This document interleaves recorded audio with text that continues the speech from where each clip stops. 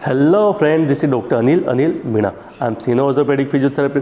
Friend, आज हम देखने वाले हैं लिम्पिंग प्रॉब्लम, यानी जब आपको नी के आसपास या फिर लोअर लेग का आपको फ्रैक्चर होता है तो वहाँ पर आपकी चाल अजीब सी हो जाती है, यानी आपका एक तरफ से जैसे ज़्यादा स्विंग करना तो इस तरह की समस्या पैदा हो जाती है, जिसमें से एक मुख्य कारण होता है वहाँ पर एफ.एफ.डी मन तो होता है मीन्स फिक्स फ्लेक्शन डिफॉर्मिटी। अब ये कहाँ पर आती है? ये आती है हमारे घुटने में। तो इस कारण को हम सोल्व करेंगे, जिसकी वजह से जो हमारी चाल है वो ठीक तरह से सीधी हो जाए। उसके अलावा कहीं भी और भी कोज है तो उनके बारे में हम यहाँ पर चर्चा करेंगे। साथ ही कुछ संक्षिप्त वीडियो बने हुए तो उनको भी आप देख पाएंगे। फ्रेंड, यहाँ पर मैं बात कर रहा हूँ फिक्स फ्लेक्शन डिफॉर्मिटी। अब फिक्स फ्लेक्शन डिफॉर्मिटी किस तरह से दिखाई देती है?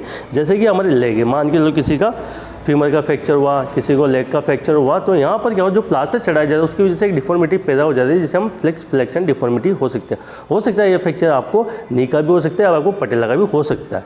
तो वहाँ पर यानी आपको जैसे ऑपरेट कर दिया गया या फिर प्लास्टर चढ़ाया, उसके बाद में एक डिफॉर्मिटी पैदा हो। अब डिफॉर्मिटी किस तरह से रहेगी? जैसे कि ये हमारे दोनों हमारे पैर आप देख सकते हो, मैं बिल्कुल सीधा खड़ा हूँ।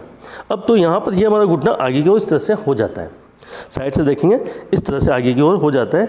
ये मैं आपको ज़्यादा दिखाने की कोशिश कर रहा हूँ ताकि आपको अच्छी तरह से समझ में आए। तो इस तरह से अब जो हमारा दूसरा पैर है सीधा रहेगा इस तरह से, तो हमारा जो लेग क्या है एक तरह से अप एंड डाउन हो जाता है।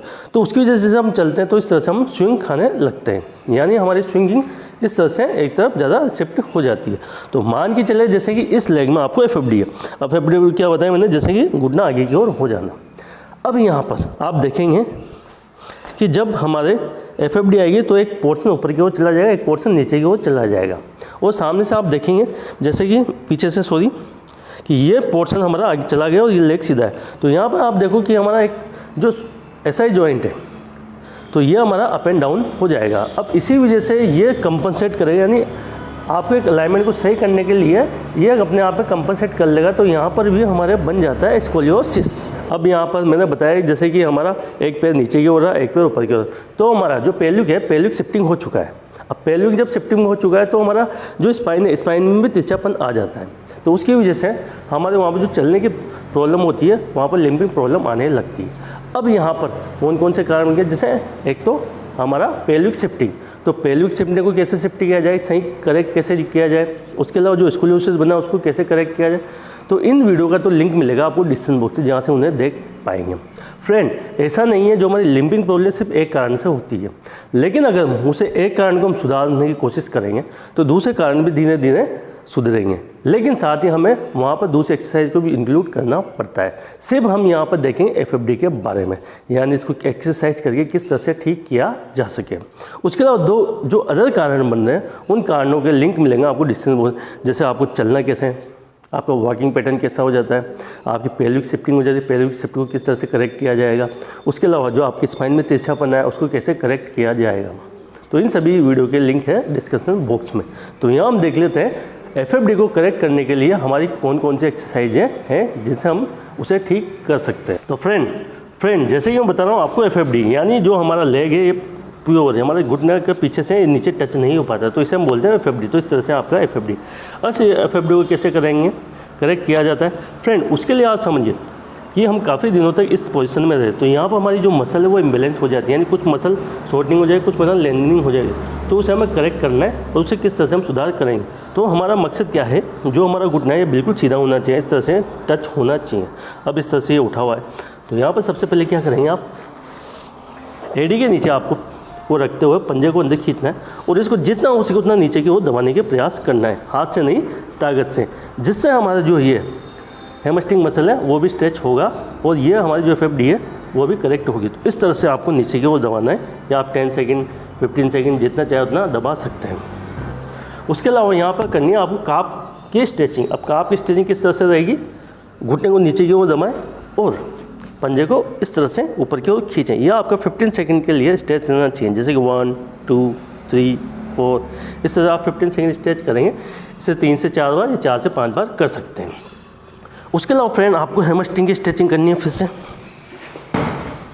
तो आप क्या करोगे, इस तरह से आप टॉवल का सहारा लेके पंजे को अंदर रखिए ताकि बहुत अच्छा स्ट्रेच आएगा। उसको जितना हो सके ऊपर खींचे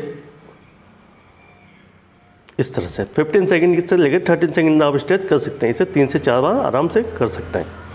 इस तरह से आपको स्ट्रेच करना है। उसके बाद में फ्रेंड यहाँ पर करनी है आपको क्वाड्रिसेप मसल की स्ट्रेंथ। क्वाड्रिसेप मसल हमारी ये फ्रंट वाली मसल होती है। अब इसको आप बिल्कुल इस तरह से आप खींचे, पंजे को अंदर खींचे और उसको 10 सेकंड के लिए होल्ड करिए। अब कुछ लोगों की जब एफएफडी बनते हैं इस तरह से करते हैं, तो ये एफएफडी तो ऐसे, लेकिन आप जितना हो सके उतना करिए। अब इसमें हमारी एक मसल होती है वियोम्यू, वो भी काफ़ी वीक हो जाती है, जिसकी वजह से एफएफडी बनती है। तो आप इसको क्वाड्रिसेप मसल को जब कैसे करेंगे, इस तरह थोड़ा सा ट्विस्ट कर लिए पैर को, जैसे इस तरह से ट्विस्ट है, ये ज़्यादा ट्विस्ट है तो इससे थोड़ा सा ट्विस्ट करके और फिर आपको इस तरह से होल्ड करना है, ताकि यहाँ हमारी जो वियोम्यू मसल है वो भी स्ट्रेंथ हो। उसी की वजह से भी हमारी एफएफडी बनती है। तो उसका इंपॉर्टेंट रोल होना है, क्वाड्रिसेप मसल के साथ साथ में वियोम्यू को स्ट्रेंथ करना जरूरी है।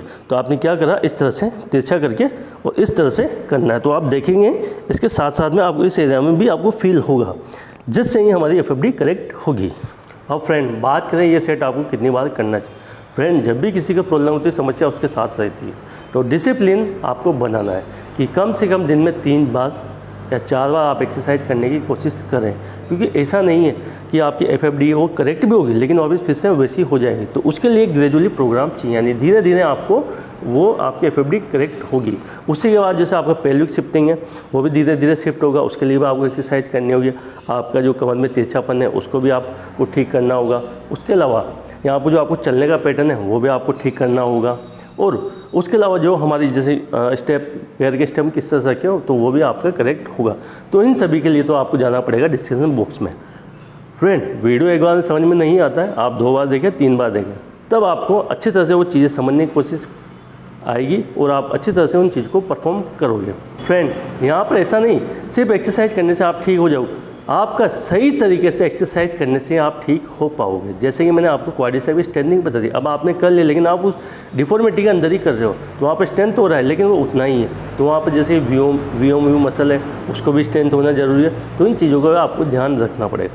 अगर आपको नहीं समझ में आ रहा है तो आप अपने नियरेस्ट में जो भी ऑर्थोपेडिक फिजियोथेरेपिस्ट हो या फिर न्यूरो फिजियोथेरेपिस्ट हो, किसी भी फिजियोथेरेपिस्ट से जाके आप मिल सकते हैं, ताकि वो आपसे प्रॉपर गाइडलाइन कर देंगे, जिससे आपको वो चीज़ समझने का मौका मिलेगा और उसको आप अच्छी तरह से परफॉर्म कर पाएंगे। फ्रेंड वीडियो अच्छी लगे do thumbs up. Thank you so much. जय हिंद, जय भारत।